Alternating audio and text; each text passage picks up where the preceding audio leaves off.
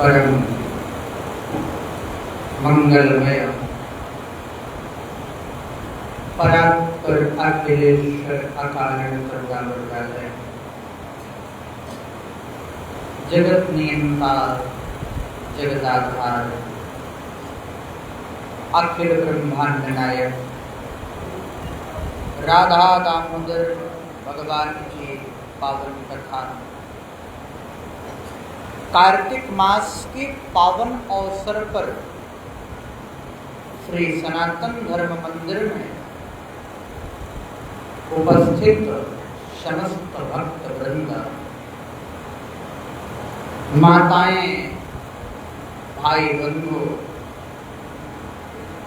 सनातन धर्म मंदिर के समस्त पदाधिकारीगण, महिला मंडल, परमात्मा की बड़ी अद्भुत कृपा है। जन्म जन्मांतर के अनेक पुण्य फल उदय होते हैं तब भगवान की कथा सुनने को मिलती है।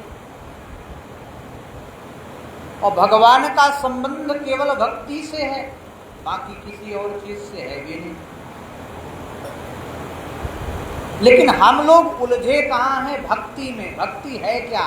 आज तक भक्ति का वास्तविक पता नहीं है कि भक्त क्या है और भगवान क्या है, भक्ति क्या है और भक्त क्या है। आज इन सब विषयों पर परमात्मा की लीला से बड़ा अद्भुत चर्चा। लेकिन भक्ति की प्रथम श्रेणी क्या है?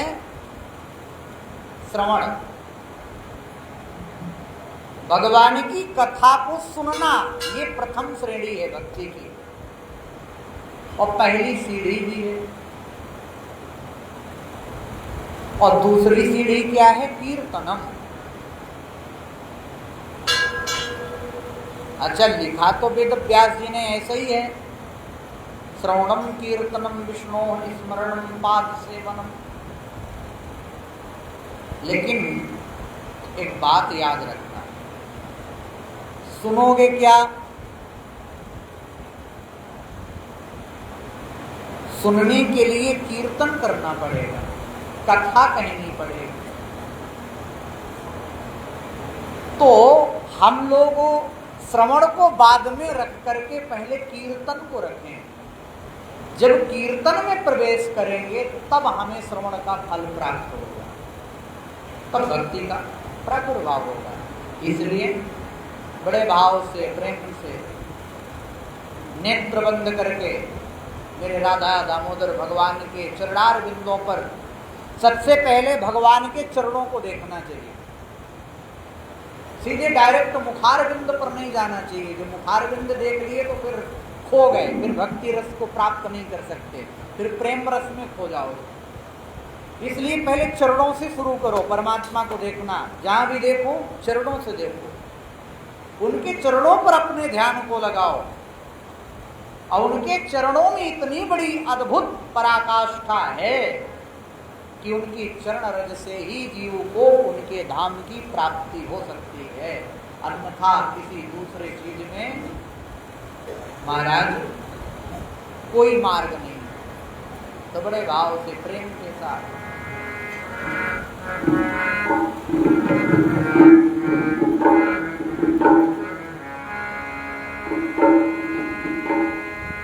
वृंदावन की ओर चलो मन, वृंदावन की ओर चलो मन, वृंदावन की ओर।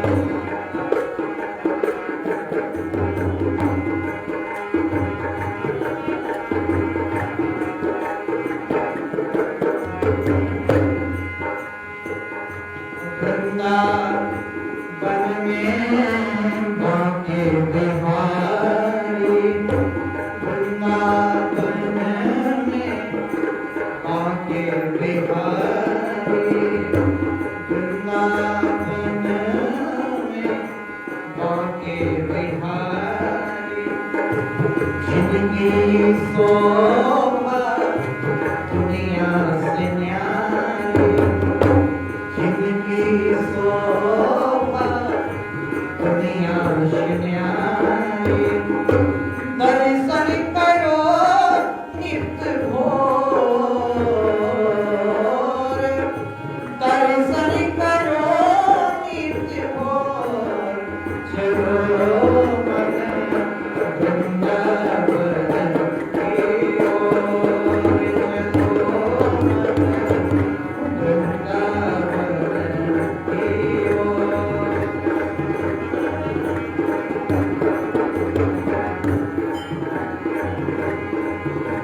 चलो मन वृंदावन की ओर।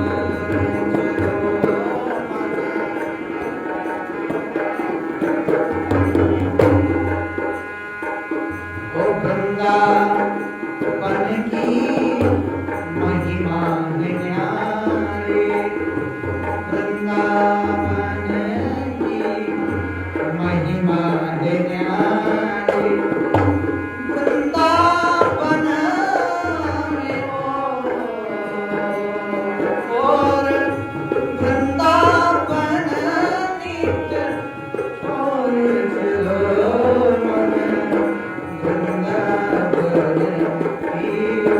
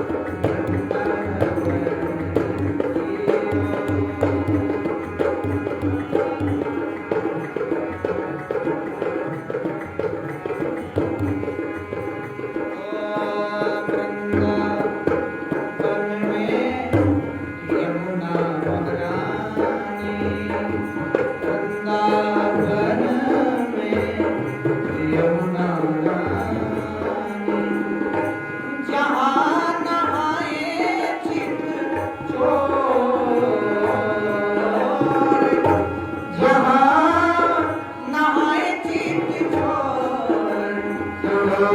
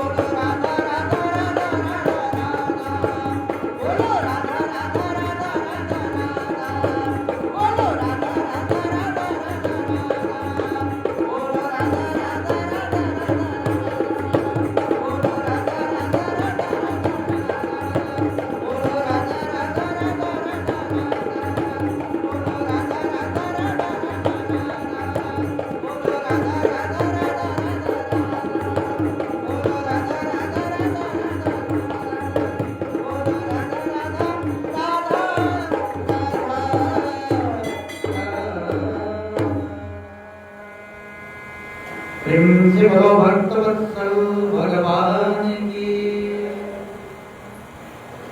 राधा दामोदर भगवान की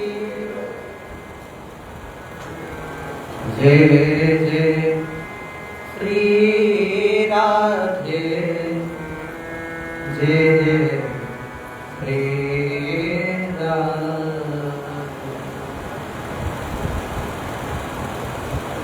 बड़ा पावन चरित्र है।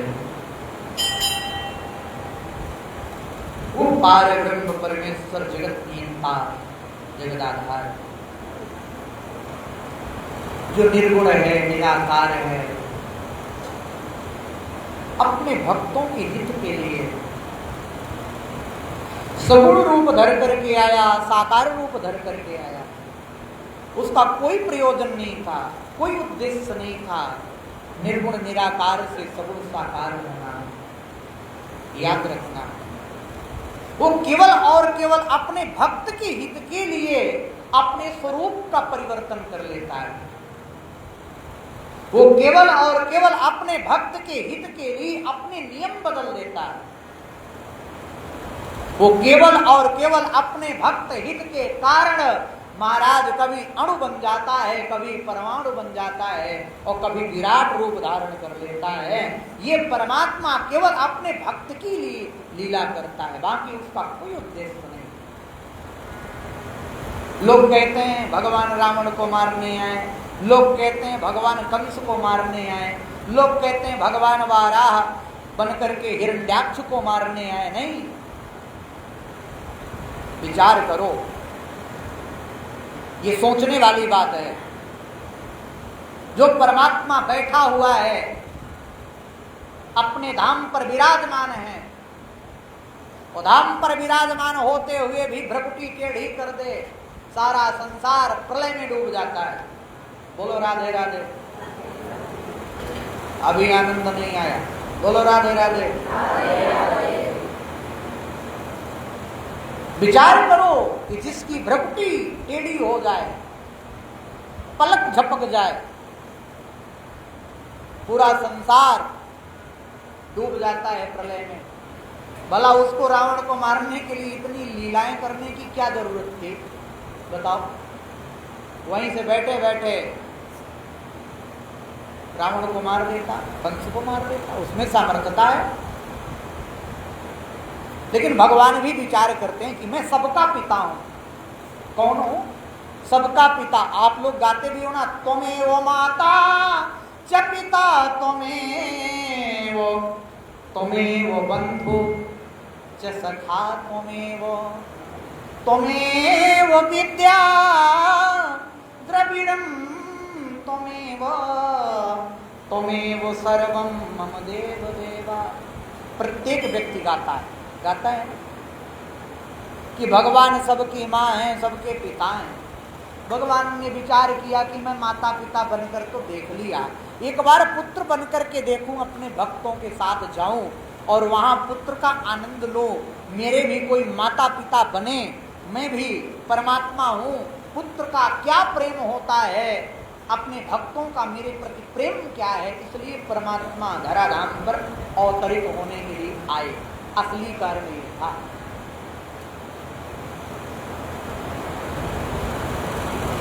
और बाबा ने गाया भी, विप्रधेनु सुर संत हित लीन मनुज अवतार, निजी इच्छा निर्मित तनु माया गुण गोपार। बताओ यहाँ पर कहीं भी लिखा हो कि रावण हित कंस हित, लिखा है क्या? नहीं है। किसके लिए?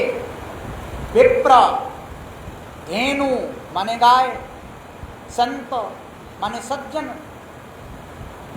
संत की परिभाषा सज्जन से जोड़ी जाती है, दाढ़ी बाल रखने वाले संत से नहीं। संतता हृदय में होती है, वेश में नहीं। वेश की पूजा करना जरूर हमारे वेदों में शास्त्रों में निहित है, लेकिन कालनेमी भी उसी वेश पर गया था हनुमान जी के मार्ग को रोकने के लिए। गया था कि नहीं?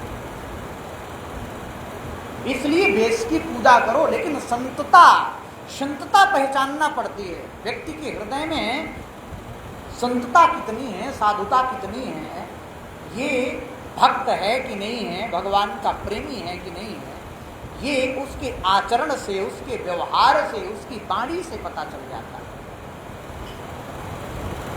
इसलिए भगवान अवतार लेते हैं सज्जनों के लिए, संतों के लिए, विप्र के लिए, रेणु के लिए और अपने भक्तों के लिए। बिना भक्त के भगवान अधूरा है। भगवान अवतार लेकर के आए धराधाम में। आज शरद पूर्णिमा की रात्रि थी। क्या है? शरद पूर्णिमा की रात्रि। इस दिन कहते हैं, मान्यता है ऐसी कि अमृत की बूंद टपकती है चंद्रमा की किरणों से।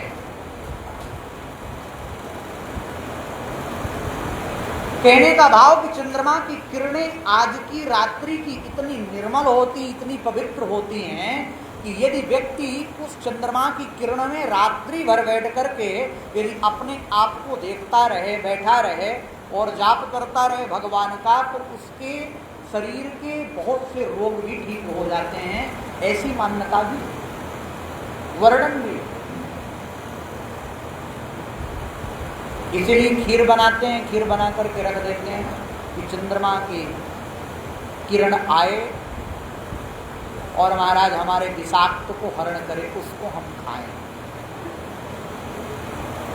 अच्छा, आज के डेट में अमृत तो नहीं है। यदि अमृत आता खीर में तो सब अमर हो जाते कि नहीं? बोलो कि अमृत क्या है, विचार करो। ये समुद्र मंथन कोई सांसारिक वस्तुओं के लिए नहीं हुआ। ये समुद्र का मंथन आत्मा का मंथन है। जब व्यक्ति समुद्र मंथन में अपनी आत्मा का मंथन करता है और महाराज तप और त्याग के द्वारा अपने आप को तपाता है, तभी इससे महाराज अमृत प्रकट होता है। इस आत्मा रूपी समुद्र में बड़े विषाक्त भरे हुए हैं। काम, क्रोध, लोभ, मद, मोह, मत्सर, अहंकार, अनेक विषाक्त भरे पड़े हैं। और इन अनेक विषाक्तों को दूर करने के लिए जब हम भगवान के नाम की मथानी लेकर के अपने हृदय को मथते हैं, उसका चिंतन करते हैं, तब जाकर के हमारे हृदय में अमृत निकलता है। वो वास्तविक अमृत है। आज की रात्रि में भगवान और भक्त के मिलन का बड़ा अद्भुत प्रादुर्भाव है। शरद पूर्णिमा की रात्रि में ही क्यों भगवान ने मिला समस्त भक्तों से, पूरे ब्रजांगनाओं से परमात्मा आज के दिन मिलते हैं, आज की रात्रि में। और भगवान और भक्त के मिलन जो महोत्सव है वो किसी अमृत से कम नहीं है। इसलिए इसको शरद पूर्णिमा की रात्रि कही। और शरद ऋतु का प्रारंभ भी होता है। 6 ऋतुएं हैं, शरद ऋतु का प्रारंभ भी होता है। अब आपको धीरे धीरे ठंडी का एहसास होने लगे, है कि नहीं? शरद ऋतु में ही परमात्मा हल्की हल्की ठंडी चंद्रमा की सुंदर कलसित किरण, यमुना का किनारा, बालुका अद्भुत खिल रही है। रात्रि के समय वन का नजारा देखो, बड़ा अद्भुत रहता है। वन बड़ा अद्भुत दिखाई देता है चंद्रमा के प्रकाश में। और मेरे परमात्मा ने विचार किया कि आज मैं अपने भक्तों को बुलाऊं, देखूं मेरा भक्त कौन है, कौन मुझे मानता है, कौन मेरी सेवा करना चाहता है, कौन मेरे पास आना चाहता है, कौन मुझसे दूर जाना चाहता है। भगवान ने एक लीला की, महारास, और इस महारास में प्रवेश केवल और केवल भक्त को मिला, ना ज्ञानी को मिला और ना बैरागी को मिला। मिला हो तो बताओ। गोपिकाओं के पास ज्ञान नहीं था, केवल भक्ति थी, प्रेम था। भगवान शिव ज्ञानी भी थे, बैरागी भी थे, तो भगवान ने स्वीकार नहीं किया। बोले गोता लगाओ भक्ति सरोवर में, भक्त बन जाओ, गोपी बन जाओ, तभी आने को मिलेगा। अब इससे बड़ी अद्भुत, इससे बड़ी पावन लीला भगवान की तो कोई नहीं है, पूरे भागवत में नहीं है। ऐसा अद्भुत मिलन परमात्मा का कि एक साथ सारे भक्त एकत्रित हो जाएं। जब विचार करो, ये कार्तिक का महीना भी कितना पावन महीना है कि प्रातः कालीन के सत्र में ही सारे भक्त एकत्रित होकर भगवान की तरफ आ जाते हैं। ये आप लोगों के पुण्य प्रताप तो है ही, ये मेरे गोविंद की कृपा भी बड़ी अद्भुत है। बोलो राधे राधे। और उसकी कृपा के बिना संसार में कोई चीज हो जाए, ऐसा संभव है क्या? बताओ, नहीं है ना। यदि ऐसा संभव होता तो आज मनुष्य अपने आप से श्रेष्ठ भगवान को नहीं मानता। क्यों? क्योंकि मानव जीवन में इतना अभिमान भरा है कि कुछ ना होते हुए भी वो अपने आप को ही सब कुछ मानता है। और जब उसके पास कुछ होता तो विचार करो कि वो कितने अभिमान के अंकुर पर चढ़ता, अभिमान के वृक्ष पर चढ़ता कि वो कभी उतरता ही नहीं। अभी तो अभिमान के वृक्ष पर भक्त चढ़ता है तो भगवान उसको वहीं से पटक देते हैं, जा नीचे रह, ऊपर न उड़। बोलो राधे राधे।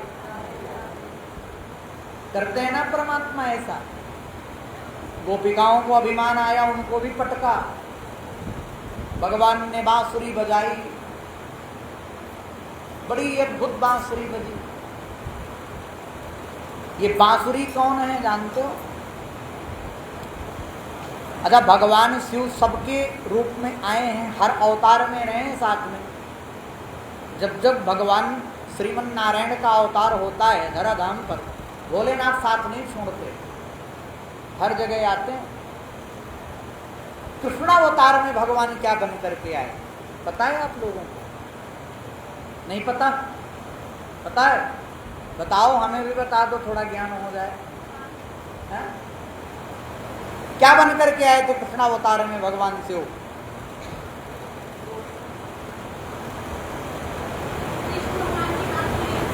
वाह, बहुत अच्छा, धन्यवाद आपको। कम से कम आपको ज्ञान तो है। भगवान की बांसुरी बन करके ही परमात्मा शिव आए और भगवान के पुत्र बन करके भी भगवान आए। पुत्र कौन? खाली भगवान नहीं, मैया पार्वती के साथ आए, जिनका नाम था सांब। क्या नाम था? सांब, भगवान के पौत्र। भगवान के कौन है? नहीं, जाम्बवती जी के पुत्र हैं, भगवान के पुत्र ही हैं सांब। कृष्ण तने होई है पति कोरा, भगवान के पुत्र सांब। शिव जी के सहित, अम्बा के सहित भगवान शिव एक ही रूप में प्रकट हुए, इसलिए सांब बड़े सुंदर थे। इतने सुंदर थे कि प्रभास क्षेत्र पर बैठे हुए संत जन सांब को देख करके, जब साड़ी पहना करके लेकर के गए थे पांडव भगवान के पुत्र, तो वो भी नहीं पहचान पाए कि ये लड़का है कि लड़की है, औरत है कि आदमी। इतने सुंदर थे सांब। भगवान शिव से ज्यादा सुंदर कौन हो सकता है क्या कोई? कर्पूर गौरम करुणावतारम संसार सारम भुजगेंद्रहारम। हनुमान जी महाराज भी बड़े सुंदर हैं। स्वर्ण शैलाभदे हम, सोने के समान है उनका शरीर, इतने अद्भुत हैं हनुमान जी महाराज। ये मत सोचो कि बंदर की तरह हनुमान जी। भगवान हनुमान जी की तरह सुंदरता किसकी हो सकती है? और इसका वर्णन शास्त्रों में मिलता है। तो भगवान ने बांसुरी बजाई, बांसुरी बजा करके क्या किया? अपने भक्तों को बुलाया। किसको? गोपिकाओं को। गोपी कोई स्त्री नहीं थी, इस चीज को आप नोट कर लेना। पहली बात। हम लोग विचार करते रहते हैं गोपी गोपी गोपी गोपी बन गए। गोपी कोई स्त्री संगत नहीं। गोपी कहते किसको हो? गोभी इंद्रियैः कृष्ण रसम पिबति गोपी, जो प्रत्येक इंद्रियों से भगवान के कथामृत का पान करता है, भगवान के रसामृत का पान करता है, वो गोपी है। उसमें चाहे स्त्री हो, चाहे पुरुष हो, चाहे जीव हो, चाहे जंतु हो, जो भगवान का हो जाता है, भगवान की शरणागति ले लेता है, वो गोपी बन जाता है। भगवान ने बांसुरी बजाई तो जितने भी भगवान के शरणागत भक्त थे सब भगवान की तरफ दौड़ पड़े। और भगवान आराम से खड़े हैं, विराजमान हैं, क्या कहना। श्याम सुंदर बांसुरी बजाते हैं, गोपिकाएं पहुंच जाती हैं। विचार करो ये भाव कितना अद्भुत प्रदर्शित करते हैं वेद व्यास जी, सुखदेव जी। कौन होगा जो अर्धरात्रि के समय सब कुछ छोड़ दे, घर छोड़े, परिवार छोड़े, वैभव छोड़े, तब भगवान के पास जाए? वही तो भक्त है। जब तक आप कुछ छोड़ेंगे नहीं तब तक आप भगवान की भक्ति प्राप्त नहीं कर सकते, कभी भी नहीं कर सकते। जब आप छोड़ देंगे तभी आप भगवान की भक्ति को प्राप्त कर सकते हैं, अन्यथा नहीं कर सकते। याद रखना, ये भक्त और भगवान में इतना ही अंतर है। भगवान कहते हैं, एक बार क्या हुआ कि परमात्मा से पूछा किसी ने, एक बात बताओ आप किसके अधीन हो? भगवान ने एक ही बात कही, अहम भक्त पराधीनम हे स्वतंत्र इव दुजः साधुभिः हृदयो भक्तैः भक्त जनप्रियः। मैं भगवान हूं लेकिन मैं भी भक्त के अधीन हूं। मेरा भक्त चाहे तो मुझे कैसे भी नचा सकता है। आपने नाचते भी देखा होगा भगवान को, भक्त के इशारों पर नाचता है। आपके हृदय में समर्थता होनी चाहिए। भगवान आपके इशारों पर नाचता है, भगवान आपके इशारों पर कार्य भी करता है। लेकिन जब तक आपके हृदय में भक्ति नहीं है तब तक परमात्मा आपसे बहुत दूर है। और भक्त की बड़ी अद्भुत अद्भुत परिभाषा है। ध्यान देना, भगवान कहते हैं कि जो मेरा भक्त होता है उसका दूसरा दुनिया में कोई आसरा नहीं होता। जो केवल एकमात्र मेरे आश्रय रहता है वही मेरा भक्त है। और जिसको दुनिया का भरोसा रहता है वो मेरा भक्त नहीं हो सकता। ये भक्ति की पराकाष्ठा की निशानी है। जब व्यक्ति अपने समस्त कार्य को छोड़ देता है, दुर्व्यसन को छेड़ देता है और साधु स्वभाव का होकर के भगवान की भक्ति में लग जाता है, वही उत्तम भक्त है। भगवान कहते हैं, ये दारा गार पुत्राप्त प्राणान वित्तमिमं परम हित्वा त्वां शरणं याता कथम त्यात्युक्त मुक्सहे। भगवान ने बड़ी अद्भुत बात कही, सुनो। जो भक्त अपनी स्त्री को, अपने पति को, अपने पुत्र को, अपने गुरुजनों को, अपने प्राण प्रिय समस्त स्वजनों को छोड़ करके केवल मेरी शरण में आ जाता है, वही भक्त मेरे परम धाम को प्राप्त होता है। अब मैं ये नहीं कहता हूँ आज से आप लोग झोला उठाओ चल पड़ो, संसार में जाने की जरूरत नहीं है, झोला उठाने की जरूरत नहीं है। आपको अपनी आत्मा से विरक्त होना है। आप झोला उठा के वन में चले जाओ, मन में वही चले, तो किस बात का वन में जाना? बोलो राधे राधे, है क्या? जब आप 24 घंटे कृष्ण तन कृष्ण मन कृष्ण ही हमारो धन और आठों याम उदो हमें कृष्ण ही सो काम है, जब प्रत्येक परिस्थिति में भगवान का स्मरण हो, प्रत्येक परिस्थिति में परमात्मा की याद आए, तब समझना कि हमें भगवान से प्रेम हुआ। मैंने मेहंदी रचाई रे कृष्ण नाम की, मैंने मेहंदी रचाई रे कृष्ण नाम की, मैंने मेहंदी रचाई रे,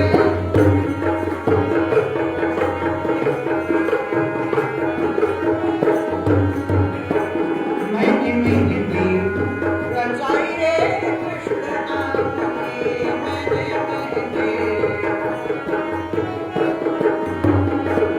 मैंने रटना लगाई रे कृष्ण नाम की, मैंने रटना लगाई रे कृष्ण नाम की, मैंने मेहंदी।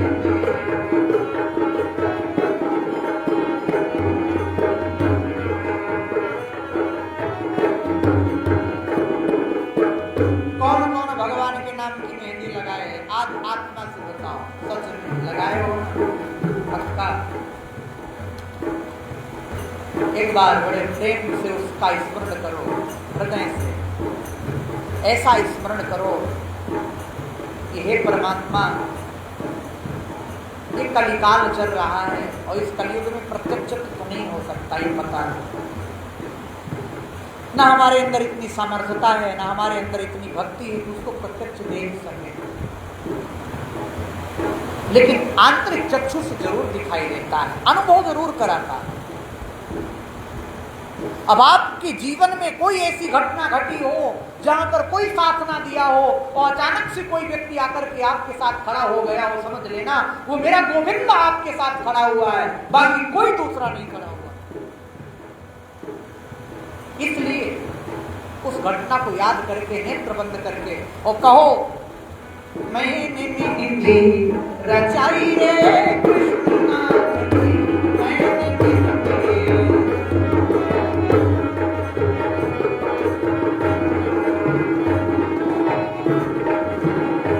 मैंने बिंदिया सजाई रे कृष्ण नाम की, मैंने बिंदिया सजाई, मैंने मेहंदी रचाई रे कृष्ण नाम की, मैंने मेहंदी, सब लोग बोलो बड़े भाव से, मैंने मेहंदी रचाई रे कृष्ण नाम की, मैंने मेहंदी, मैंने रटना लगाई रे कृष्ण नाम की, मैंने रटना लगाई रे।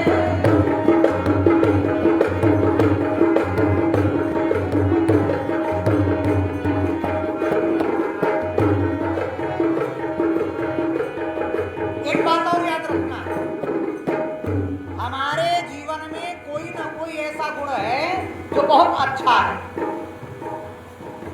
आप लोग श्रृंगार करते हो, श्रृंगार करते हो किसके लिए? दुनिया को दिखाने के लिए, है ना? भैया खूब सज ले, सवर ले, ब्यूटी पार्लर में चले जाएं, आदमी देखे। भगवान चेहरा थोड़ी देखता है, देखता है क्या? नहीं ना। यदि उसके नाम का श्रृंगार नहीं है तो परमात्मा आपके श्रृंगार को भी स्वीकार नहीं करता। यदि उसके नाम का श्रृंगार करोगे तो गोपिकाओं की तरह आपको स्वीकार करेगा। यदि भगवान चेहरा देखता, सुंदरता देखता, तो 3 जगह से टेढ़ी त्रिवक्रा कुब्जा को कभी भगवान नहीं मिलता। मिलता क्या? नहीं। तो आज से आप श्रृंगार करना तो कैसे करना? चूड़ी पहनना, बिंदी लगाना, लिपस्टिक लगाना, तो सिर्फ और सिर्फ परमात्मा के नाम की लगाना। उस समय याद करना मेरे ठाकुर को, उस समय याद करना मेरे परमात्मा को, कहना प्रभु आज मैंने तेरे नाम की चूड़ी पहन ली है और ये चूड़ी कभी टूटनी नहीं चाहिए, बस ये भाव आना चाहिए। तो क्या करना है? मेरी चूड़ियों में कृष्ण मेरी चुनरी में कृष्ण मेरी,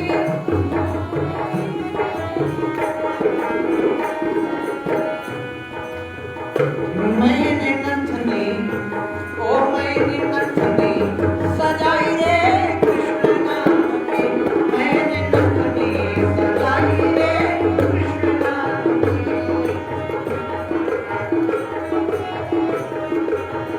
ये मैंने मेहंदी रचाई रे कृष्ण नाम की, मैंने मेहंदी रचाई रे,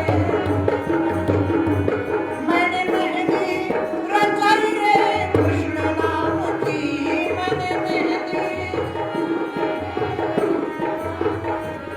अच्छा, भगवान सुंदर मुख दे देता है ना? किस लिए देता है? केवल खाओ आराम से और सो, इसलिए नहीं, इसलिए नहीं देता।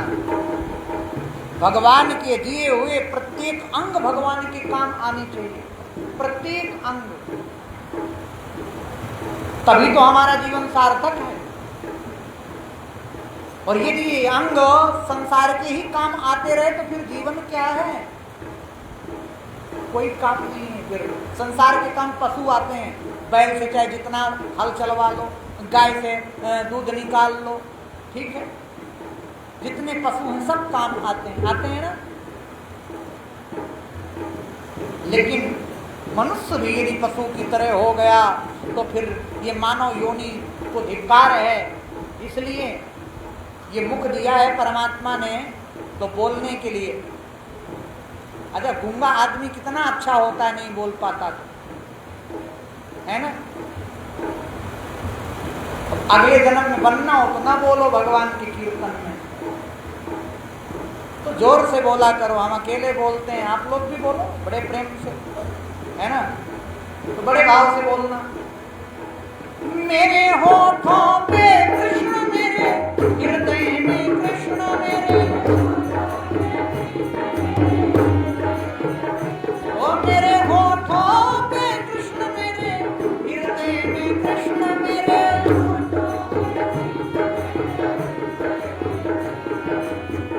मैंने लाली लगाई रे कृष्ण नाम की, मैंने लाली,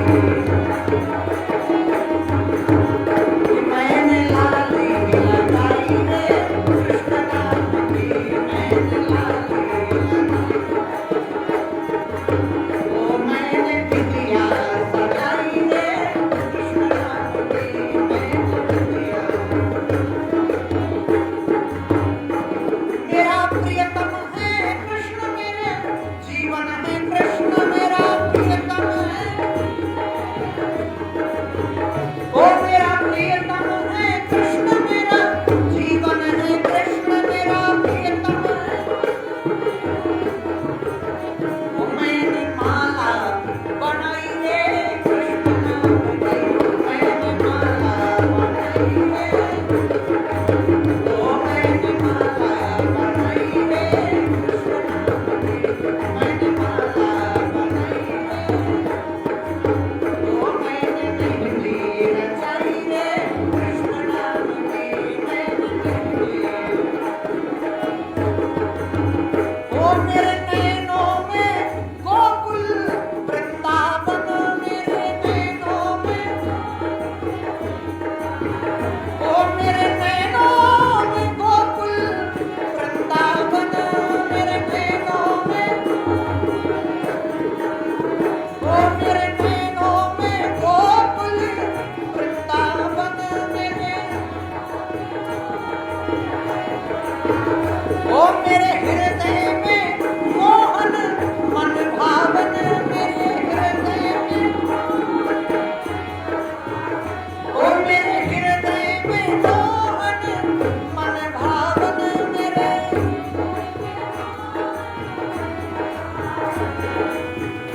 मैंने विद्या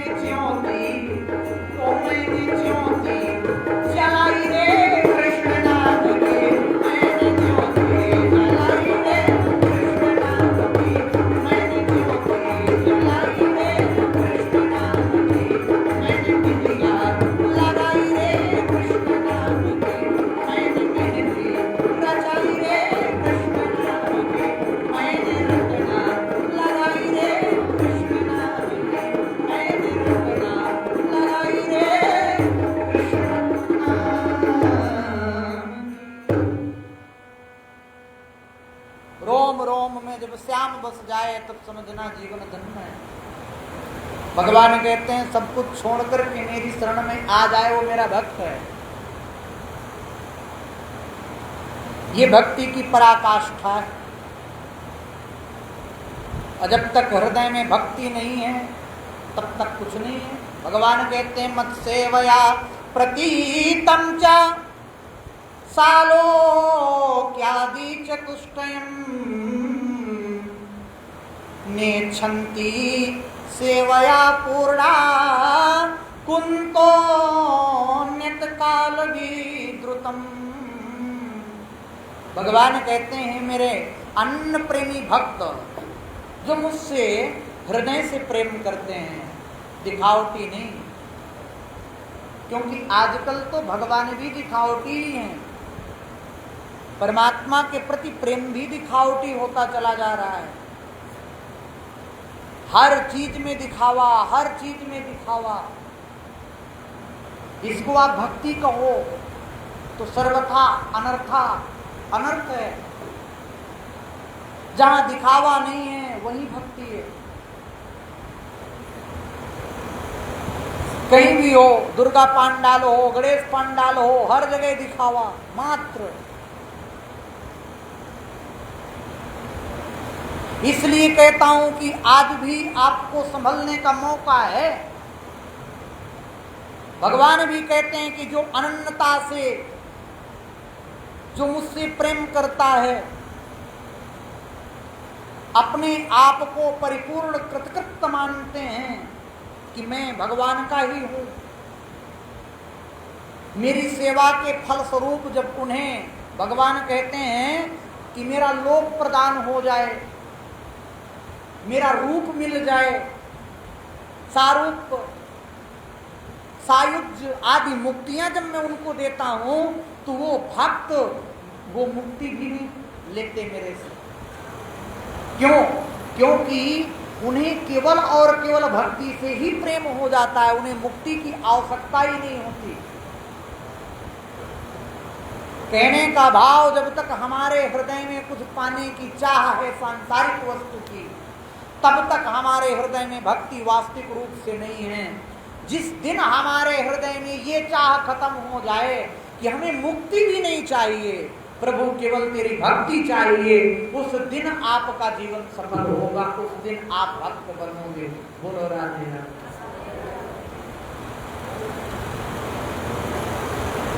ये कार्तिक का महीना है, बड़े व्रत हैं, बड़े नियम हैं। आजकल तो महाराज नियम व्रत किसी के फॉलो नहीं किए होते, कहाँ तक करे आदमी बेचारा, सवेरे से परेशान होता है, काम करता है, कहाँ व्रत कर पाएगा, तब कर पाएगा। नारद जी से पूछा, समस्त ऋषि बैठे हुए हैं, 88,000 सूत जी भी विराजमान हैं, नारद जी से भी विराजमान हैं। सब एक दूसरे से पूछते हैं कि प्रभु क्या करें कलयुग में, कौन सा ऐसा व्रत है, कौन सी ऐसी कहानी है, कौन सा ऐसा मार्ग है जिससे हम लोग भी कल्याण के मार्ग पर चल पड़े, भगवान की भक्ति के मार्ग पर चल पड़े। सूत जी महाराज और नारद जी महाराज दोनों बताते हैं, और नारद जी को ब्रह्मा जी भी बताते हैं। देखो ये कल्प कल्पांतर की कथा है, किसी कल्प में ब्रह्मा जी ने नारद जी को सुनाई होगी, उसको भी लिख दिया गया। किसी कल्प में नारद जी ने ऋषियों को सुनाई, उसको भी लिख दिया गया सप्तऋषि में। किसी कल्प में सूत जी महाराज ने 88,000 सौनकादिक ऋषियों को सुनाई, वो भी लिख दी गई। कथा एक ही, कल्प का भेद है। कल्प का भेद है। रामायण शतकोटि अपारा, भगवान के चरित्र का वर्णन अद्भुत तरीके से नहीं किया जा सकता। क्यों? किसी के बस की बात ही नहीं है। समुद्र की थाह कौन पाएगा, है क्या किसी में बस की बात? समुद्र की गहराई कौन नापेगा, आकाश की ऊंचाई कौन नापेगा? कोई नाप सकता है? कोई नहीं। पृथ्वी के आदि अंत को नापने कौन जाएगा? ये भगवान के बस की ही बात है, इंसान के बस की बात नहीं। सब लोग पूछते हैं। नारद जी ने ब्रह्मा जी से पूछा कि क्या करे ये जीव,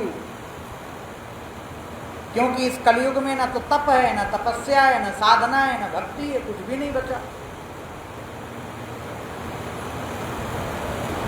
ब्रह्मा जी ने कहा एक बड़ा अद्भुत उपाय सुनाता हूं, जो कार्तिक के महीने में व्यक्ति कर ले तो समझ लेना कि वो परमात्मा का भक्त हो गया, उसका कल्याण हो जाएगा।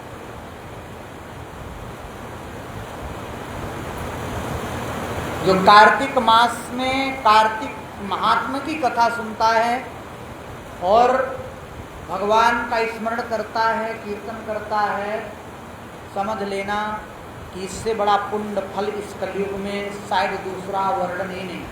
और ये कार्तिक मास की इतनी छोटी पुस्तक उसमें नहीं, स्कंद पुराण में वर्णन है। और कार्तिक महात्मा कार्तिक मास की कथा स्कंद पुराण से ही ली गई, ये पुराण की कथा है।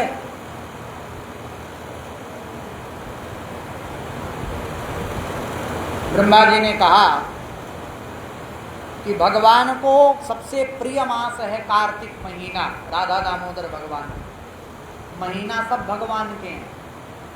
ये मत सोचना कि कोई महीना गलत है, कोई महीना नहीं है, लेकिन कुछ विशेष पर्व होते हैं जिस महीने में उसको विशेषता की विशेषण लग जाता है। भगवान ने इस महीने में महाराज किया, लीलाओं का शुभारंभ किया, बहुत सी लीलाएं की कार्तिक के महीने में, इसलिए परमात्मा के लिए अत्यंत प्रिय हो गया।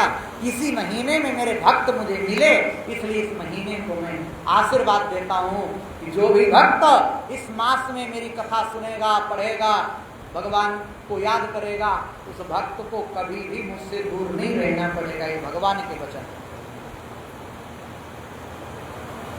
यत् फलम नास्ति तपसा न योगेन समाधिना तत्फलम लभते सम्यक कलौ केशव कीर्तनात्।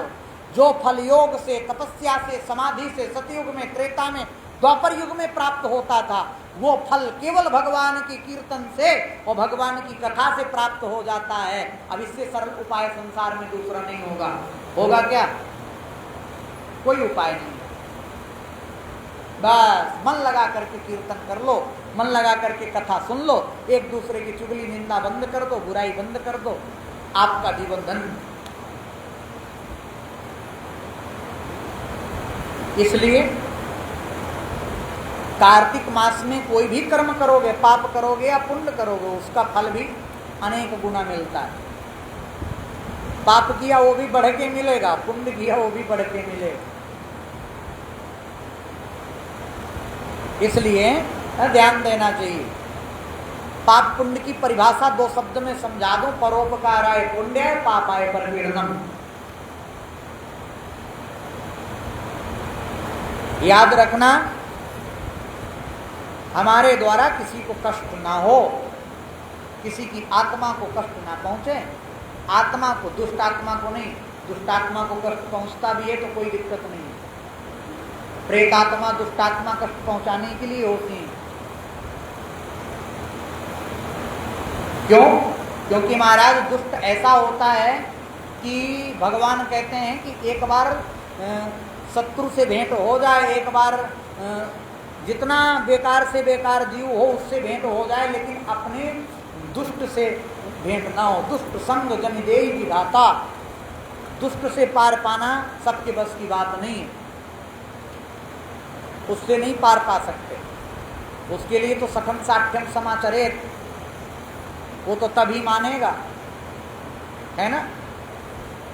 महाराज आतंकवादियों से देखो तो कहते हैं ना कि मार देना, किसी की हत्या कर देना पाप है। हर तरह पाप पुण्य की परिभाषा उसके कर्तव्य के अनुसार बदल जाती है। पाप पुण्य एक श्रेणी में बंद करके नहीं है। देश का जवान यदि सीमा पर आतंकवादी को मारता है तो वो पुण्य का काम है, पाप का काम नहीं है। और यदि किसी निर्दोष को मार दिया जाता है वो पाप है, वो भी हत्या है, हत्या वो भी है। बताओ। इसीलिए कहता हूं कि दुष्टों के साथ दुष्टता का व्यवहार कर देना पाप की श्रेणी में नहीं आता। पहले तो उसको सत्संगति से सुधारना चाहिए, और जब सत्संगति से ना सुधरे तो सठम साठ्यम समाचरेत, ये भी नीति है, ये भी शास्त्र कहता है। पहले भगवान शांति प्रस्ताव लेकर के गए थे पांडवों के पक्ष में कि पांडवों, युद्ध जब तक टालो तब तक टल जाना चाहिए। युद्ध कोई अच्छी बात नहीं है, लेकिन कोई युद्ध हम पर थोपे तो फिर युद्ध से पीछे हटना भी नहीं चाहिए। भगवान गए शांति प्रस्ताव लेकर दुर्योधन के पास, दुर्योधन ने ठुकरा दिया, दुष्ट था। तो भगवान ने अर्जुन को कहा, इनको मारने में तुम्हें दोष नहीं लगेगा, इनका वध कर देने में तुम्हारे धर्म को हानि नहीं होगी। तुम धर्म की रक्षा के लिए यदि हिंसा कर रहे हो तो वो हिंसा हिंसा नहीं कहलाती। हम मानते हैं हिंसा परम धर्म है, लेकिन हमें आधा पढ़ाया गया अहिंसा परमो धर्म, और धर्म हिंसा तदैव चा, इस श्लोक को बताया ही नहीं गया। पूरा श्लोक ये है, अहिंसा परम धर्म है सनातन धर्म का, किसी की हिंसा नहीं करना चाहिए, निरीह प्राणियों को नहीं मारो, निर्दोष को नहीं मारो। लेकिन जो दुष्ट है, जो मारने से सुधरता ही नहीं है, महाराज उस व्यक्ति के साथ वैसा ही व्यवहार करोगे तो शास्त्र कहता है।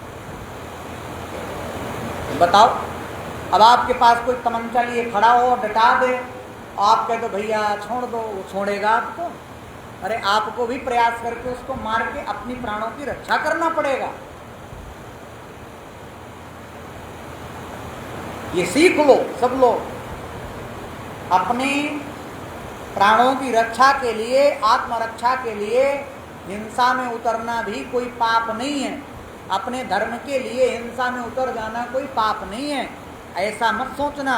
पाप पुण्य की परिभाषा प्रत्येक कर्तव्य को प्रत्येक कार्य के अनुसार बदल जाती है। बोलो राधे। कार्तिक का महीना है, और इस कार्तिक के महीने में क्या क्या करना चाहिए, है ना? देखो, नियम तो बहुत सारे हैं कि महाराज सुबह उठो, प्रातःकालीन स्नान करो, तर्पण करो काले तिल से, चंदन से।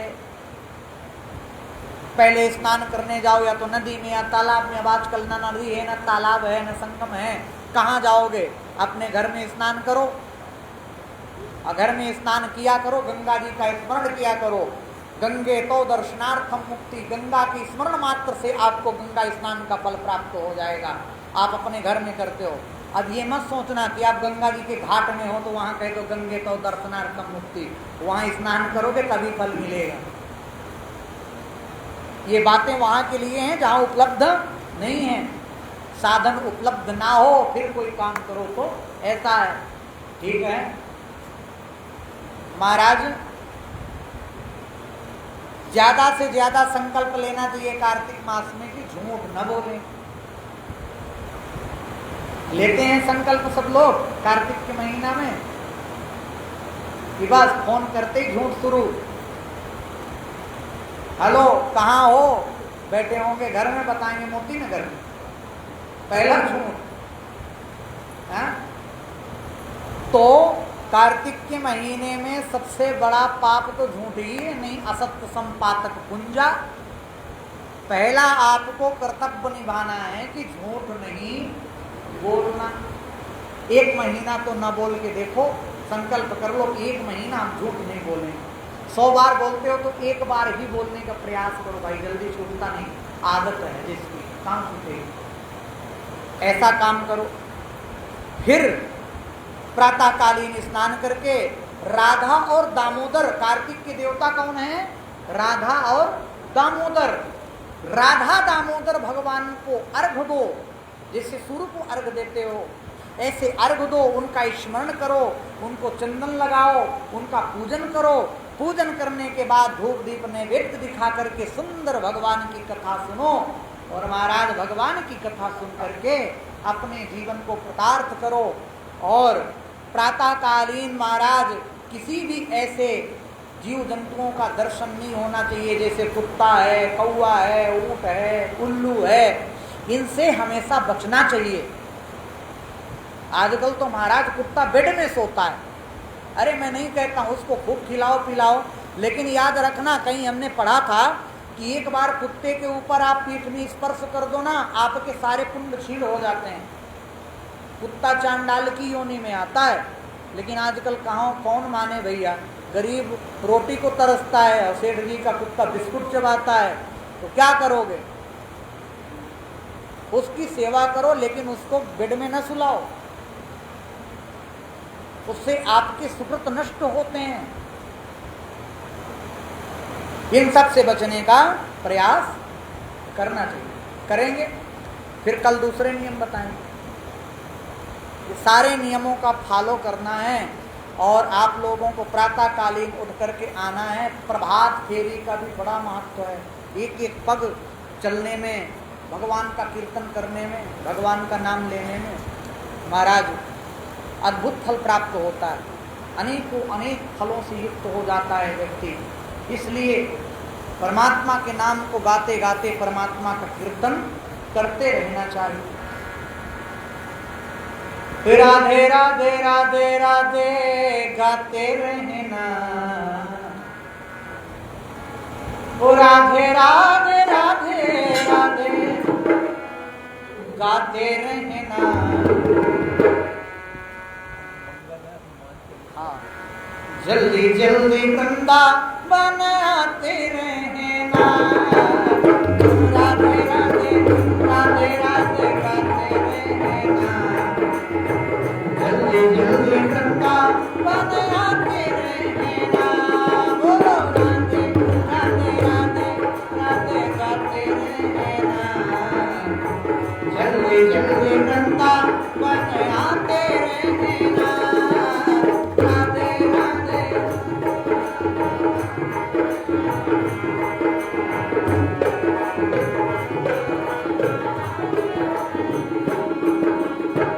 वृंदावन आके तेरे भाग खुल जाएंगे,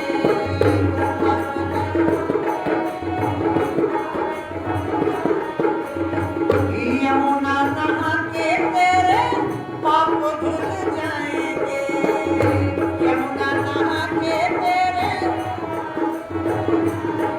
ओ बार बार यमुना नहाते रहना, बार बार यमुना नहाते रहना। जल्दी जल्दी वृंदावन आते रहना, राधे राधे राधे राधे गाते रहना। जल्दी जल्दी वृंदावन आते रहना।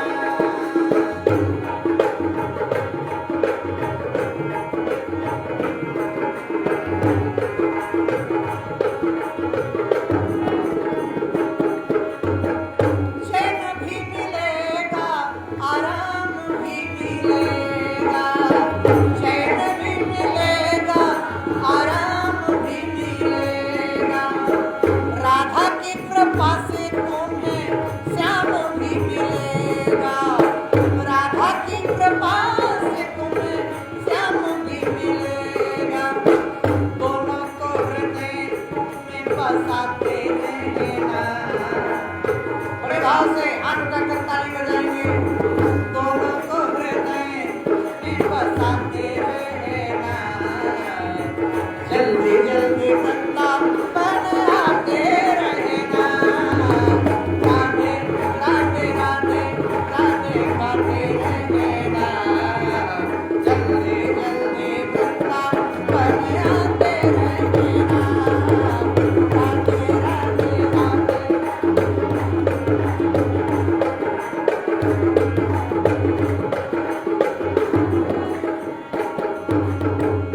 एक बार जो वृंदावन